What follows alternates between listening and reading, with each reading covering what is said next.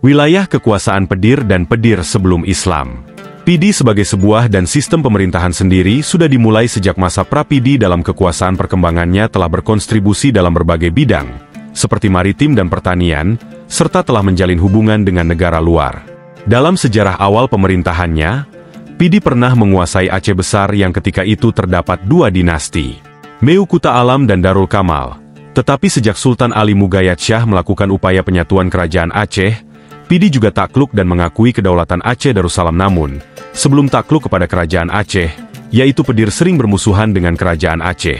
Beberapa kerajaan, seperti Daya dan Meu Kuta Alam, pernah tunduk di bawah kekuasaan Pidi.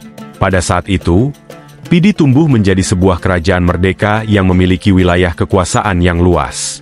Pertumbuhan ini membuat Pidi menjadi berkembang pesat sebagai daerah produksi lada di samping kerajaan Samudra yang juga sedang berkembang.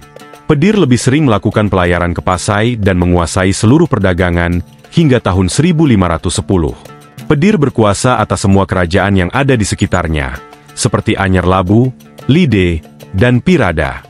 Negeri Ayer Labu terletak di pesisir laut yang berbatasan dengan wilayah Pedir. Pedir menempatkan seorang kapten di daerah ini sebagai bawahannya. Ayer Labu memiliki hubungan dengan Kuala Ayer Labu, muara Sungai Tiro, di sebelah tenggara Pedir.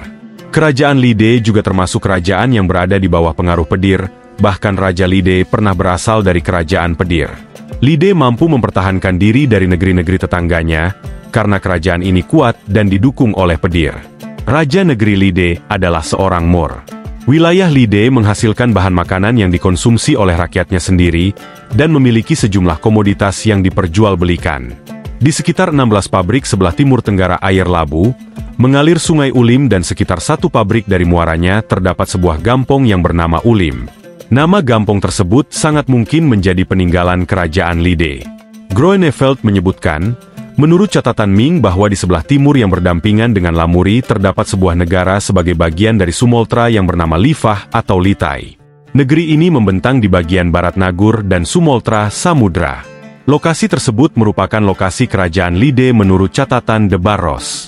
Tome Pires menambahkan bahwa kerajaan Pedir juga menguasai kerajaan Pirada. Kerajaan Pirada memiliki jumlah rakyat yang lebih besar dibandingkan dengan kerajaan Lide, sehingga termasuk kerajaan yang kuat pada waktu itu. Kerajaan Pirada memiliki pelabuhan Mandara yang terletak di pantai timur, di lokasi garis lintang yang sama dengan Pedada dan Pidada. Kerajaan Pirada memiliki dua kota yang terletak di dekat laut. Di antaranya adalah Medan atau Madinah. Madinah terletak di sebelah tenggara pada lokasi yang lebih jauh, berkaitan dengan kawasan yang saat ini disebut Medan.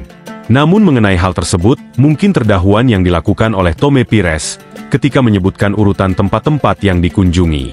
Pedir sebelum Islam. Pedir termasuk sebuah kerajaan tua di Aceh, meskipun informasi tentang Pedir masih terbatas.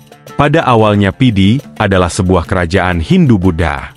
Suku bangsa asing yang mula-mula mendiami kerajaan ini berasal dari Monhamer yang datang dari negeri Champa, Asia Tenggara.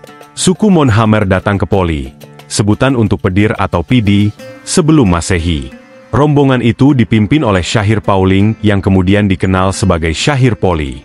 Mereka kemudian berbaur dengan masyarakat sekitar yang terlebih dahulu mendiami kawasan tersebut. Setelah berlabuh dan menetap di kawasan tersebut, Syahir Poli membangun sebuah kerajaan yang dinamai Kerajaan Sama Indra.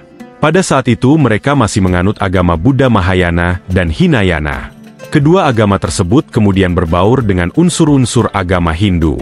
Gainuddin berpendapat bahwa Poli berasal dari kata Pali, suku bangsa di Celon yang datang ke kawasan Pidi.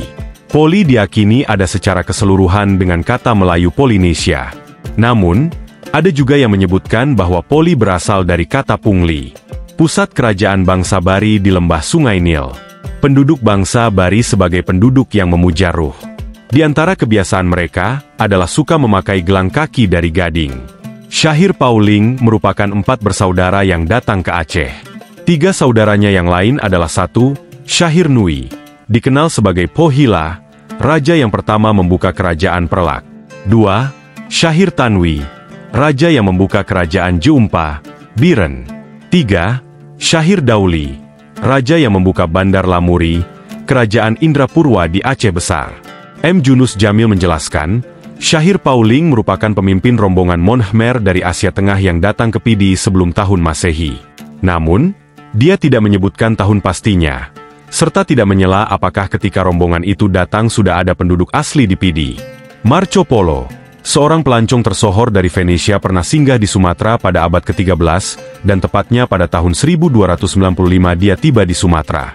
Marco Polo menyebutkan bahwa Pidi dan Pasai berkembang pesat di bidang perdagangan dan kebudayaan. Lebih lanjut, Marco Polo dan juga Laksamana Cheng Ho menjelaskan bahwa sebelum tahun 1500 Pedir, termasuk kerajaan penting yang menghasilkan banyak rempah-rempah. Pada saat yang sama, Sultan Ali Mugayat Shah di Banda Aceh melibatkan langsung kota tersebut dalam arus perdagangan internasional, meskipun porsinya tidak sesibuk di Pidi dan Pasai. Tome Pires, pejabat Portugis yang pernah lebih dari 2 tahun bermukim di Malaka setelah Malaka jatuh ke tangan Portugis tahun 1511 menyebutkan bahwa Sultan Aceh terlibat langsung dalam perniagaan dengan memiliki kapal, lancara, sebanyak 40 buah. Meskipun daerah pedalaman Banda Aceh menghasilkan lada, tetapi produksinya lebih rendah dari apa yang dihasilkan di daerah Pidi. Demikian pula Ludovica Bartema dari Bologna, yang memulai perjalanannya pada tahun 1503. Pada tahun 1508, dia mengunjungi Pidi di Sumatera. Dia menyebutkan bahwa hasil dari Pidi banyak diekspor ke Cina. Odoardus Barbosa dari Lisabon yang menyelesaikan perjalanannya pada tahun 1516, mengobservasi Sumatera dengan cukup teliti. Dia menyebutkan tempat-tempat yang dikunjungi, baik di pantai maupun di pedalaman. Di antara bandar yang dianggap paling penting pada saat itu adalah Pidi. Muhammad Said menjelaskan tentang kedatangan pelawat Portugis yang bernama Ludovico di Vartema ke Pidi pada abad ke-15. Kedatangan Vartema itu ditulis oleh D.G.E. Hall dalam buku A History of Southeast Asia. Dalam buku itu dijelaskan bahwa pada abad ke-15 Pidi yang disebut sebagai Pedir merupakan daerah yang sudah maju. Tahun setiapnya disinggahi sekurang-kurangnya 18-20 kapal asing untuk memuat lada yang selanjutnya diangkut ke Tiongkok, Cina. Pada awal abad ke-16, Pedir banyak disinggahi oleh kapal-kapal dari Coromandel, Gujarat, dan Benggala. Barros, seorang sejarawan Portugis, menyebutkan bahwa sebagai kerajaan terbesar di Aceh pada waktu itu, Pedir telah berdiri jauh sebelum Malaka, setidaknya pada abad ke-13. Pedir tidak hanya sendirian. Ayabu, sebuah kerajaan merdeka, ternyata berada di bawah kekuasaan Pedir pada abad ke-16. Demikian juga Pirada, terdiri atas 2 kota yang berdekatan dan berada di bawah kekuasaan Pedir, tetapi muncul sebagai kerajaan tersendiri pada saat Pedir membangun kerjasama dengan kerajaan Lide. Berita yang disampaikan oleh William Marsden, pejabat Inggris yang lama menetap di Bengkulu, Fort Marlborough, sejak tahun 1770 menyebutkan pula bahwa sekitar abad ke-17 dan 18, Pidi banyak memproduksi lada. William menambahkan pula bahwa hingga sekitar tahun 1511, Aceh dan Daya masih dikuasai oleh Pidi. Dia menambahkan bahwa pedagang-pedagang asing berhubungan langsung dengan pelabuhan-pelabuhan yang terdapat di pantai barat dan utara Aceh untuk memuat atau mengunggah barang niaga. Pemandangan serupa tetap berlangsung hingga permulaan abad ke-19. Akibatnya, banyak penguasa lokal di daerah pelabuhan seperti Tuanku Pakeh di Pidi, muncul sebagai penguasa kaya dari hasil kegiatan dagang yang mereka lakukan.